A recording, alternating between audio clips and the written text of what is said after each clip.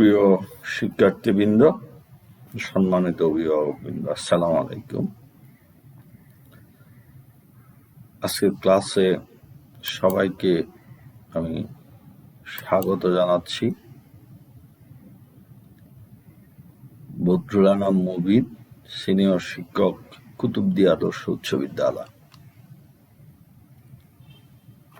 শিক্ষার্থীবৃন্দ, আজকে আমরা নবম-দশম শ্রেণীর হিসাব বিজ্ঞান বিষয়টি নিয়ে আলোচনা করব। স্ক্রিনে আমরা দুটি ছবি দেখতে পাচ্ছি। একটা ছবিতে ক্রেতা এবং বিক্রেতা পণ্যের আদান প্রদান করতেছে। দ্বিতীয় ছবিতে দেখতে পাচ্ছি নগদ টাকার আদান প্রদান করতেছে। আদান প্রদান, যেটি ব্যবসায়িক পরিভাষায় লেনদেন। আজকে আমরা লেনদেন এই বিষয় নিয়ে আলোচনা করব।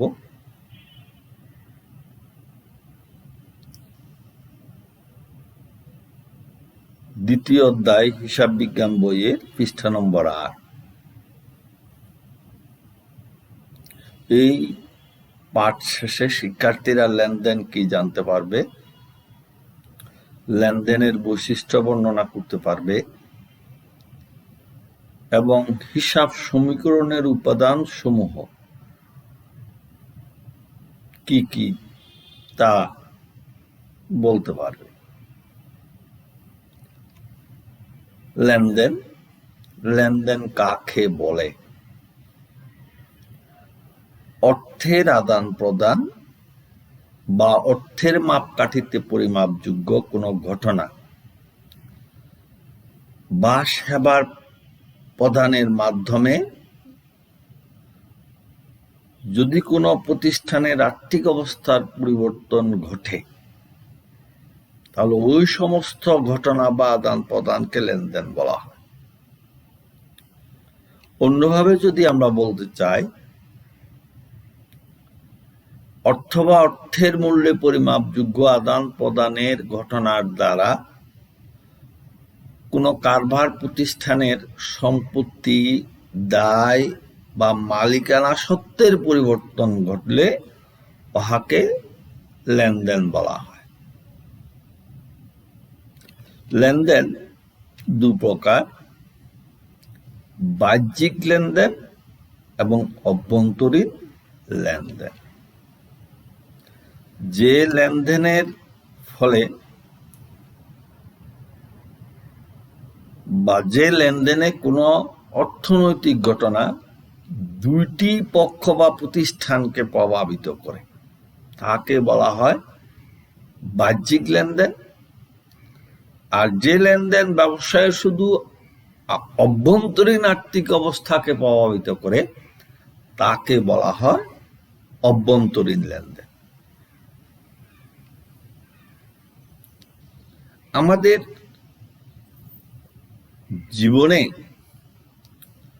প্রত্যহ অনেক ঘটনা ঘটে, আর এই ঘটনা থেকেই কিন্তু লেনদেনের সৃষ্টি হয়। আমাদের জীবনে যে ঘটনা সমূহ সংঘটিত হয়, ওই ঘটনার সাথে যদি অর্থের সম্পর্ক থাকে, ওই ঘটনা দ্বারা যদি আর্থিক অবস্থার পরিবর্তন ঘটে, তাহলে ওটি হবে লেনদেন। অর্থাৎ যে অর্থের সম্পর্কযুক্ত ঘটনা যদি কোনো ব্যক্তি বা প্রতিষ্ঠানে আর্থিক অবস্থার পরিবর্তন ঘটায়, তাই হবে লেনদেন। লেনদেন আদান প্রদান, নেওয়া দেওয়া। শুধু ঘটনা ঘটলেই হবে না, এবং শুধু ঘটনার সাথে অর্থের সম্পর্ক থাকলে হবে না। একটি ঘটনাকে লেনদেন হতে হলে ওই ঘটনার কিছু বৈশিষ্ট্য থাকতে হবে, অর্থাৎ লেনদেনের কিছু বৈশিষ্ট্য আছে। এখন আমরা লেনদেনের বৈশিষ্ট্য নিয়ে আলোচনা করব। লেনদেনের অন্যতম বৈশিষ্ট্য হচ্ছে অর্থের অঙ্কে পরিমাপযোগ্য। এটি অর্থের অঙ্কে পরিমাপযোগ্য, এটি লেনদেনের একটি অন্যতম প্রধান বৈশিষ্ট্য। কোন ঘটনাকে লেনদেন হতে হলে অবশ্যই ওই ঘটনা অর্থের অঙ্কে পরিমাপযোগ্য হতে হবে। যে ঘটনা অর্থের অঙ্কে পরিমাপযোগ্য নয় সেটি ব্যবসায়ের লেনদেন নয়। মনে করি 10,000 টাকার পণ্য আগুনে পুড়ে গেল বা বিনষ্ট হলো। এই ঘটনাটি অর্থের সাথে সম্পর্ক আছে এবং এটি অর্থ দ্বারা পরিমাপ করা যায়। কয় টাকার পণ্য পুড়ে গেল, মনে করি 5,000 টাকার পণ্য আগুনে পুড়ে গেল, তাহলে কয় টাকার আগুনে বিনষ্ট হলো, কয় টাকার পণ্য, 5,000 টাকার, এটা পরিমাপ করা যাচ্ছে। কিন্তু যদি বলি দুর্ঘটনায় ব্যবসায়ের ম্যানেজারের মৃত্যু ঘটল, এটি একটি ঘটনা, তবে এটি অর্থের অঙ্কে পরিমাপযোগ্য নয়, কাজে এটি লেনদেন হবে না। আর্থিক অবস্থার পরিবর্তন, এটি একটি লেনদেনের বৈশিষ্ট্য। একটি ঘটনা যেটার সাথে অর্থের সম্পর্ক আছে, কিন্তু এর ফলে যদি কারবারের আর্থিক অবস্থার পরিবর্তন না ঘটে তাহলে সেটি লেনদেন হবে না। লেনদেন হতে হলে ওই ঘটনা দ্বারা কারবারের আর্থিক অবস্থার পরিবর্তন ঘটতে হবে। যেমন মনে করি 5,000 টাকার আসবাবপত্র ক্রয়, যদি আমরা 5,000 কারবার প্রতিষ্ঠান যদি 5,000 টাকার আসবাবপত্র ক্রয় করে, তাহলে কারবার প্রতিষ্ঠান আসবাবপত্র পাবে। কারবার প্রতিষ্ঠান থেকে নগদ 5,000 টাকা চলে যাবে, অর্থাৎ কারবারের আর্থিক অবস্থার একটা পরিবর্তন ঘটেছে, কাজে এটি লেনদেন। কিন্তু যদি বলি 5,000 টাকার আসবাবপত্র ক্রয়ের ফরমায়েশ প্রদান করা হলো, অর্থাৎ অর্ডার প্রদান করা হলো, এটি কিন্তু লেনদেন নয়। কেননা অর্ডার প্রদান করার ফলশ্রুতিতে লেন এবং দেন, নেওয়া এবং দেওয়া হয় নাই, আর্থিক অবস্থার পরিবর্তন ঘটে নাই, সুতরাং এটি লেনদেন নয়। দ্বৈত সত্তা, একটি ঘটনাকে লেনদেন হতে হলে এখানে দুইটি পক্ষ বিদ্যমান থাকতে হবে। একটি পক্ষ সুবিধা গ্রহণ করবে আর একটি পক্ষ সুবিধা প্রদান করবে, যাকে লেনদেনের দ্বৈত সত্তা বলে। স্বয়ংসম্পূর্ণ ও স্বতন্ত্র, ঘটনাটি হতে হবে স্বয়ংসম্পূর্ণ ও স্বতন্ত্র, আলাদা আলাদা। মনে করি রহিমের কাছ থেকে 10,000 টাকার পণ্য বাকিতে ক্রয় করেছি, 5 দিন পর ওই 10,000 টাকা রহিমকে পরিশোধ করেছি। এখানে রহিমের থেকে 10,000 টাকার পণ্য বাকিতে ক্রয়, এটা একটা ঘটনা, লেনদেন।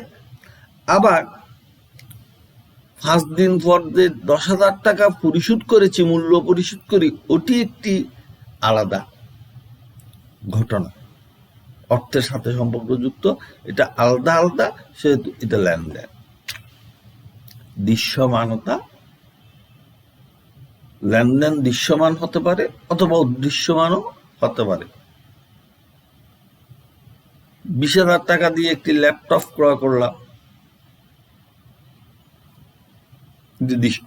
দৃশ্যমান, কিন্তু এই ল্যাপটপের অবশ্যই ধার্য করা হলো, অর্থাৎ ব্যবহারের ফলে বা অন্য কোনো কারণে মূল্য যদি হ্রাস পায়, এটাই হচ্ছে অবসর। তাহলে এই যে মূল্য হ্রাস পেয়েছে সেটি কিন্তু দেখা যাচ্ছে না, কিন্তু এর ফলে যে কারবারের আর্থিক অবস্থার ক্ষতি হচ্ছে, সম্পদের মূল্য কমে যাচ্ছে, এটি লেনদেন। তাহলে লেনদেন দৃশ্যমানও হইতে পারে, অদৃশ্যমানও হইতে পারে। ঐতিহাসিক ঘটনা যা পূর্বে সংঘটিত হয়েছে এরকম ঘটনাকে ঐতিহাসিক ঘটনা বলে। এরকম ঘটনার দ্বারা যদি কারবারের আর্থিক অবস্থার পরিবর্তন সংঘটিত হয়, ঘটে, তাহলে ওটি লেনদেন হবে। আবার ভবিষ্যতে হতে পারে ওই রকম ঘটনা যা কারবারের আর্থিক অবস্থার পরিবর্তন ঘটায়, সেটিও লেনদেন, যেমন অনাদায়ী পাওনা সঞ্চিতি। হিসাব সমীকরণের প্রভাব বিস্তার। হিসাব সমীকরণের যে উপাদান, কোন অর্থনৈতিক ঘটনা যদি হিসাব সমীকরণের যে উপাদান সমূহ, মূল উপাদান হিসাব সমীকরণের 4টি, যে বিনিয়োগ, উত্তোলন, আয়, ব্যয়, এগুলার যদি প্রভাবিত করে, হ্রাস বৃদ্ধি ঘটায়, তাহলে ওটিও লেনদেন। তাহলে আমরা লেনদেনের বৈশিষ্ট্যগুলো আরেকবার কি কি সংক্ষেপে দেখে নিই। লেনদেনের বৈশিষ্ট্য হচ্ছে: প্রথম, অর্থের অঙ্কে পরিমাপযোগ্য। দ্বিতীয় বৈশিষ্ট্য, আর্থিক অবস্থার পরিবর্তন। তৃতীয়, দ্বৈত সত্তা। চতুর্থ, স্বয়ং সম্পূর্ণ ও স্বতন্ত্র। পঞ্চম, দৃশ্যমানতা। ষষ্ঠ, ঐতিহাসিক ঘটনা। সপ্তম, হিসাব সমীকরণে প্রভাব বিস্তার। সুপ্রিয় শিক্ষার্থীবৃন্দ, হিসাব সমীকরণ একটি কথা এখানে আসতেছে। হিসাব সমীকরণ কি? হিসাব সমীকরণ হচ্ছে কি, কোন প্রতিষ্ঠানের একটি নির্দিষ্ট সময়ে মোট সম্পদ যদি মোট দায় ও মালিকানা সত্ত্বের সমান হয়, কোন প্রতিষ্ঠানের একটি নির্দিষ্ট সময়ের মোট সম্পদ মোট দায় ও মোট মালিকানা সত্ত্বের সমান হয়, যে সমীকরণের মাধ্যমে এই সমতা প্রকাশ করা হয় তাকে বলা হয় হিসাব সমীকরণ।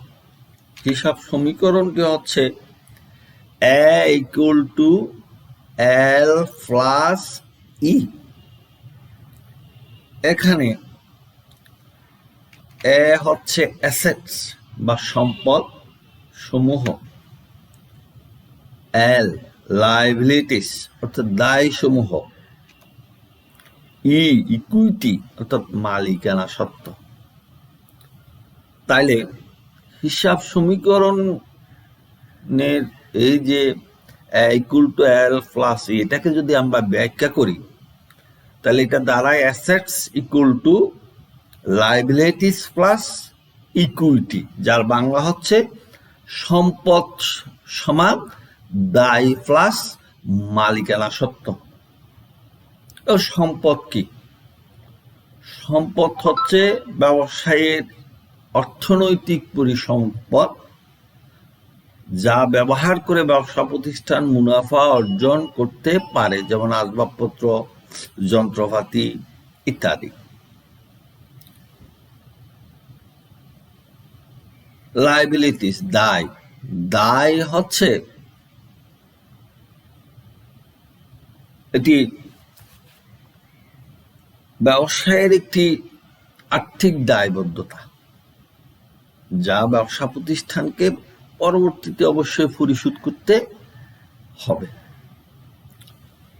আর ইকুইটি বা মালিকানা সত্ত্ব হচ্ছে ব্যবসায়ের মোট সম্পদের উপর তৃতীয় পক্ষের দাবি বাদ দেওয়ার পর যা থাকে তাই হচ্ছে মালিকানা সত্ত্ব। এই হিসাব সমীকরণের বর্ধিত রূপ।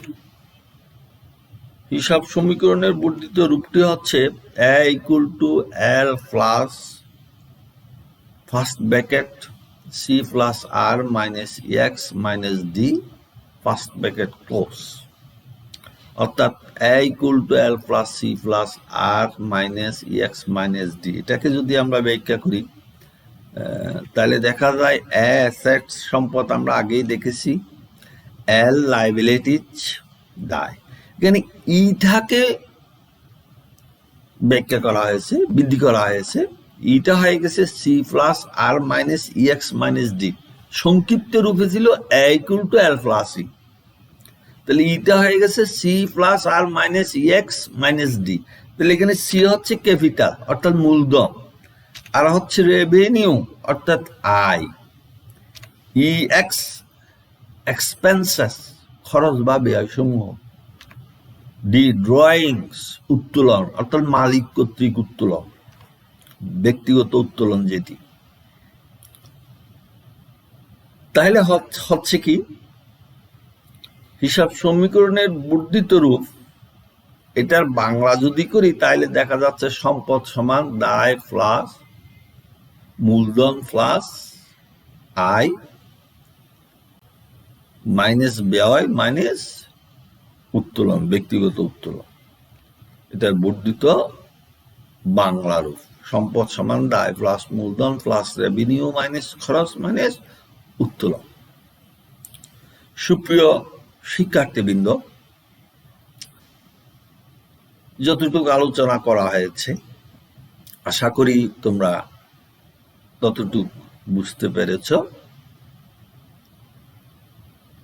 পরবর্তী ক্লাসে আমরা কতিপয় ঘটনা নিয়ে আলোচনা করব, যে কোন ঘটনাগুলো লেনদেন আর কোন ঘটনাগুলো লেনদেন নয় সেগুলো চিহ্নিত করব। এই বিষয় নিয়ে বিস্তারিত আলোচনা হবে। এই করোনাকালীন সময়ে অহেতুক বাইরে ঘোরাফেরা না করে স্বাস্থ্য মন্ত্রণালয় প্রদত্ত স্বাস্থ্যবিধি অনুসরণ পূর্বক নিজ নিজ লেখাপড়ায় চালিয়ে যাবে। সবাই ভালো থাকো। ধন্যবাদ সবাইকে। আসসালামু আলাইকুম।